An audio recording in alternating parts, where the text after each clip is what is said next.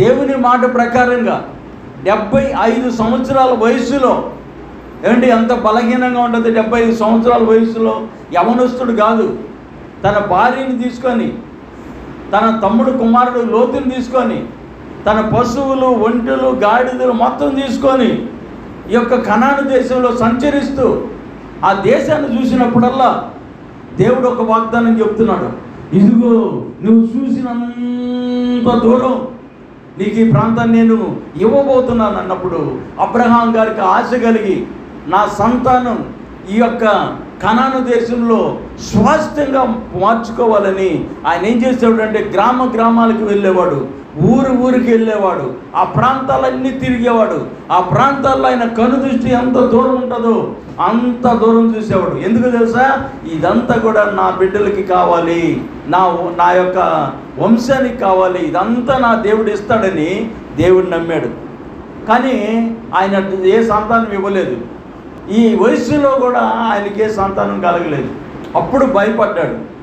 నేను ఇంత ఆస్తి సంపాదించుకున్నాను, ఇంత కావాల్సినంత సంపాదించుకున్నాను, ఈ ఆస్తి అంతా ఎవరికి ఇవ్వాలి? నేను ఇప్పుడు నాకు ఒక కొడుకు కూడా లేడే, నాకు ఎవరు లేరే, మరి నా ఆస్తిని ఏం చేయాలని భయపడి దిగులు పడి ఆ వేదనగా పడుకున్నాడు. ఆ వేదనగా పడుకున్నప్పుడు మన దేవుడు బలపరిచే దేవుడు. ఆమేన్.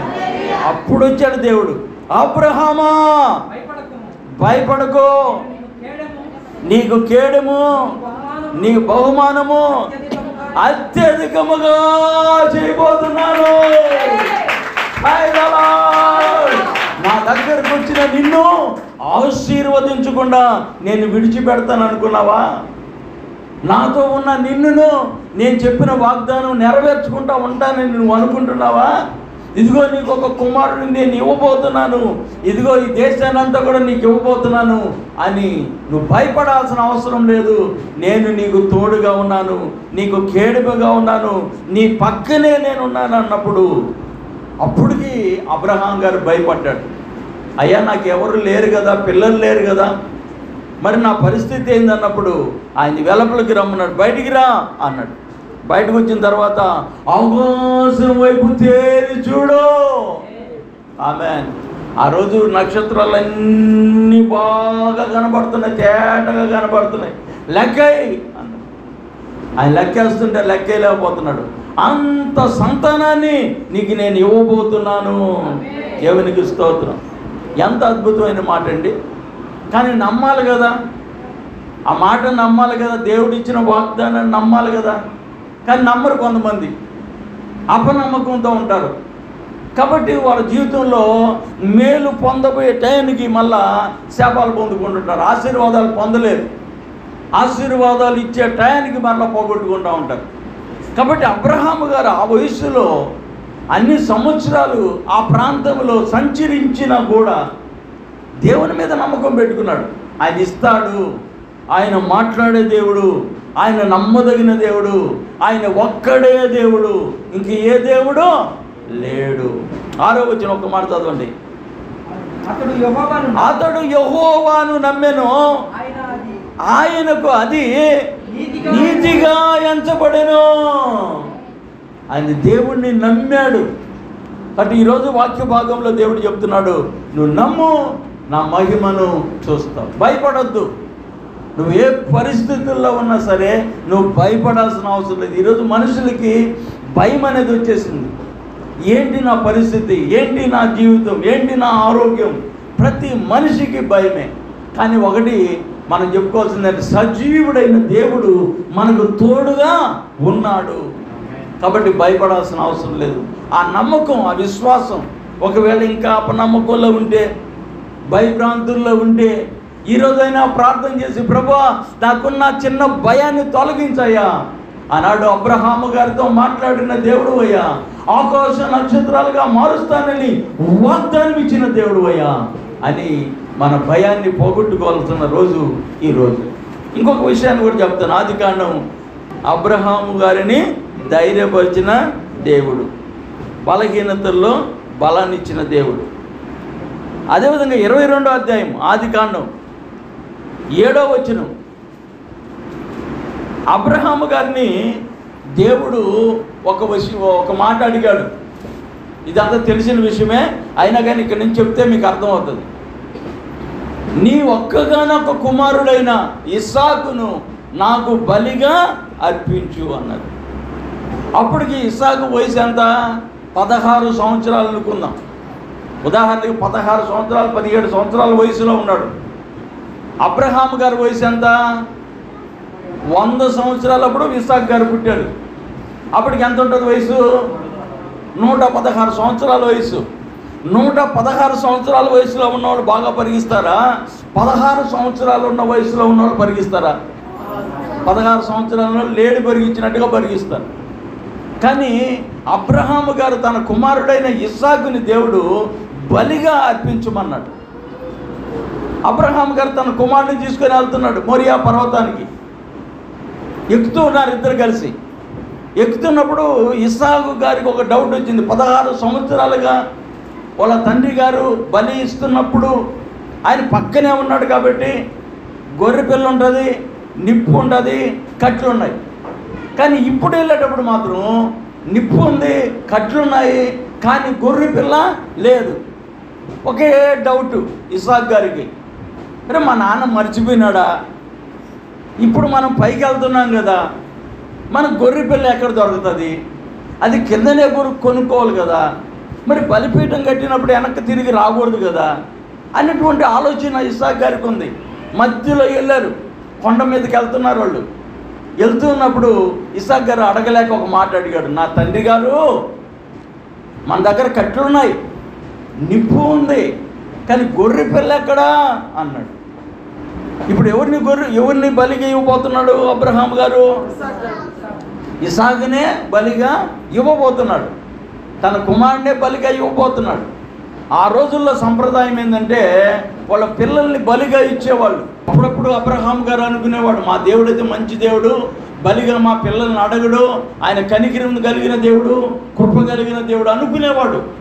కానీ దేవుడే అడిగాడు, నీ కుమారుని కుమారుని బలిగా ఇవ్వు అన్నాడు.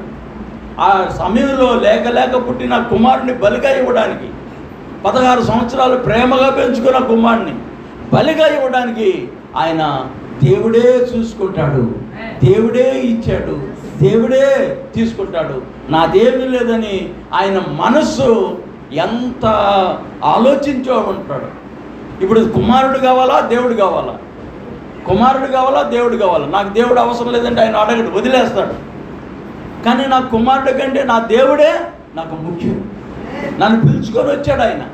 అని ఆలోచన చేసి వెళ్తుంటే కుమారుడు లేక ఒక మాట అడిగాడు, నాయనా నిప్పు ఉంది, కట్లు ఉన్నాయి, మరి బలికి పశువేదే? అప్పుడు ఆయన అంటాడు, దేవుడే చూసుకుంటాడు. హల్లెలూయా, హల్లెలూయా, దేవుడే చూసుకుంటాడు నాయనా పాదప్ప. అక్కడ కూడా నమ్మకమే అబ్రహాం గారికి, నా దేవుడు ఇచ్చిన దేవుడు తీసుకోడు, నా దేవుడు నా బిడ్డని బతికిస్తాడు, నా బిడ్డని కాపాడుతాడు, నా బిడ్డకి ఏదో సహాయం చేస్తాడు అనే నమ్మకం అబ్రహాం గారికి ఉంది. కాబట్టి ఆయన పైకి తీసుకెళ్ళాడు. పైకి తీసుకెళ్ళిన తర్వాత ఏం చేశాడు? ఇద్దరు కూడి వెళ్ళారు.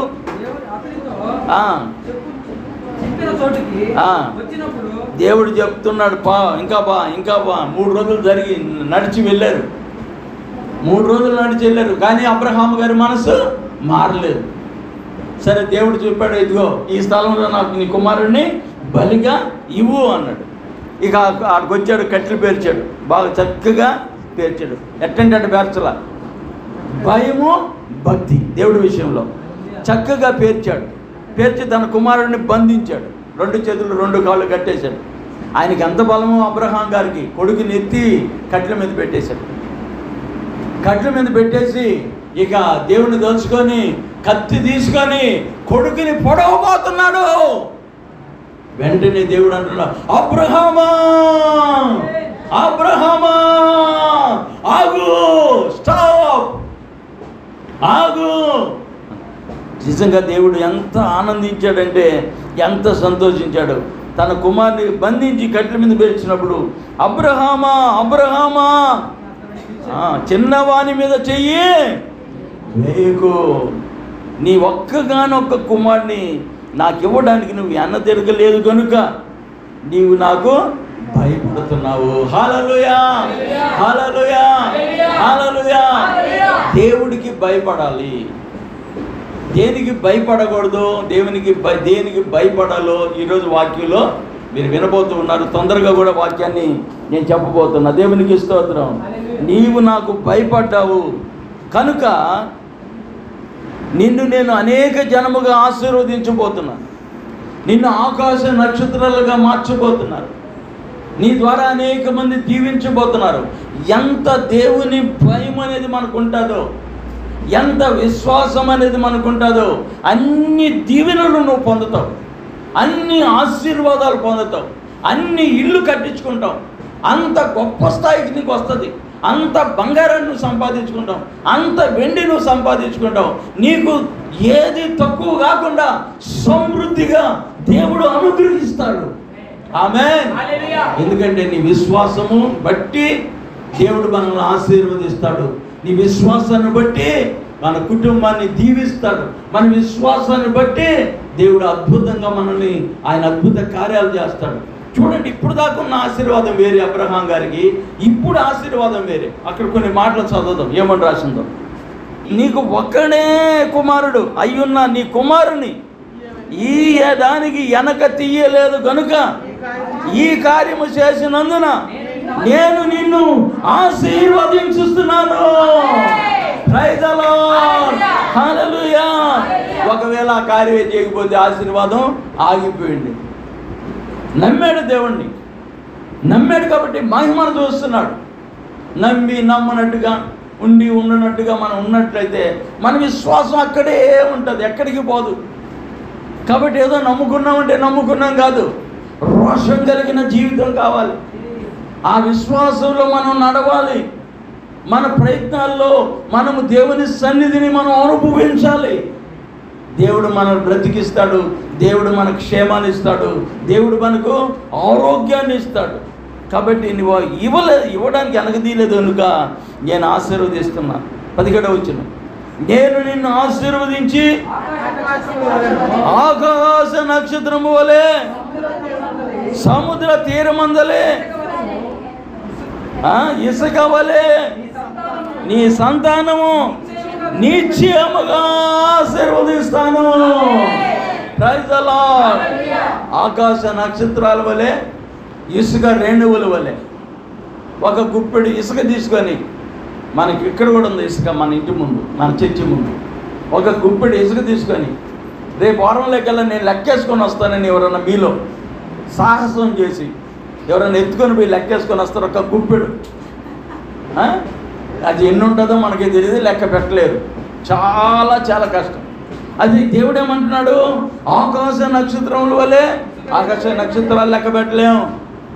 ఇసుక, సముద్రం దగ్గర ఉన్న ఇసుక, ఆ ఇసుకని మనం లెక్క పెట్టగలమా?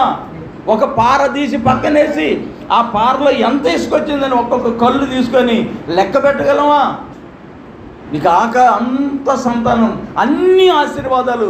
ఎక్కడున్నాయి ఆశీర్వాదాలు అంటే యేసయ్యలోనే ఉన్నాయి ఆశీర్వాదాలు. మన ఎంత విశ్వాసం మనకుంటుందో అన్ని గొప్ప కార్యాలు దేవుడు మనకు చేస్తాడు. అంత గొప్పగా మనం దేవుడు ఆశీర్వదిస్తాడన్న సంగతి వాస్తవం. ఆమేన్. నీ శత్రువుల గవిని నువ్వు స్వాధీనపరుచుకుంటావు. నీ ద్వారా ప్రజలందరూ కూడా ఆశీర్వదించబడతారు. దేవునికి మహిమ కలుగును గాక. ఇంతవరకు వాక్యం విన్న మీకు నా హృదయపూర్వకమైన వందనాలు. ఇంతవరకు సబ్స్క్రైబ్ చేయకపోతే తప్పకుండా సబ్స్క్రైబ్ చేసి ఒక లైక్ చేయండి. మరొక వీడియోతో మీ ముందుంటాను. మీ అందరికీ నా హృదయపూర్వకమైన వందనాలు. Praise the lord.